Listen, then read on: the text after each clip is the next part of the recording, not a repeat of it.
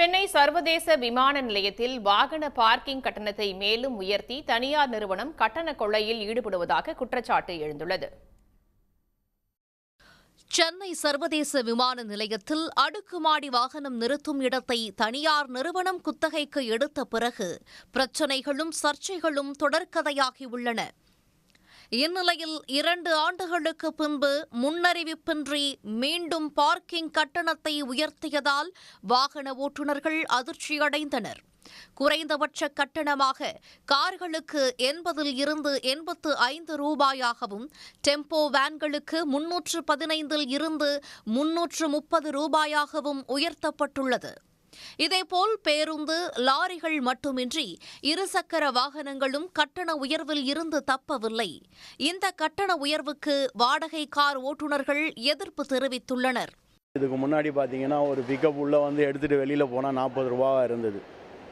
இப்போ அதுக்கப்புறம் 80 ரூபா ஆச்சு. இன்றைக்கி பார்த்தீங்கன்னா 1 ஹவருக்கு 161 ரூபா. இப்போ இங்கேருந்து வெளியில் போயிட்டோம்னா எங்களுக்கு டியூட்டி வர்றது கஷ்டம். ஸோ வந்தாச்சு, இங்கேருந்து டியூட்டி எடுத்தே ஆகணுன்ற நம்ம ஒரு கஷ்டத்தில் இங்கே நம்ம வெயிட் பண்ணுறோம். இந்த மாதிரி இவங்க திடீர்னு ஒரு பார்க்கிங் சார்ஜஸை ஏற்றிக்கிட்டே இருந்தால் நாங்கள் எங்கே போவோம்?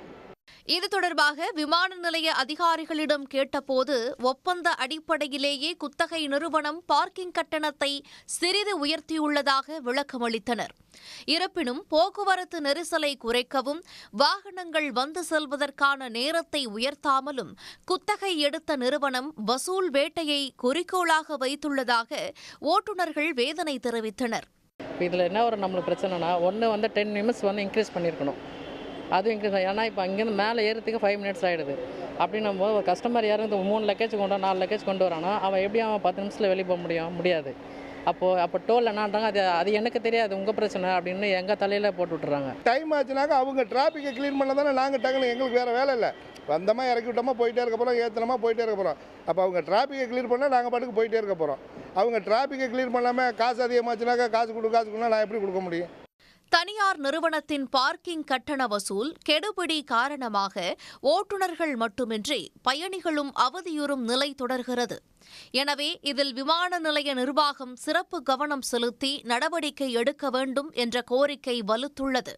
சன் நியூஸ் செய்திகளுக்காக ஒளிப்பதிவாளர் வெங்கடேசனுடன் செய்தியாளர் பாவேந்தர். உடனுக்குடன் செய்திகளை தெரிந்து கொள்ள சன் நியூஸ் பெல் ஐகானை கிளிக் பண்ணுங்க.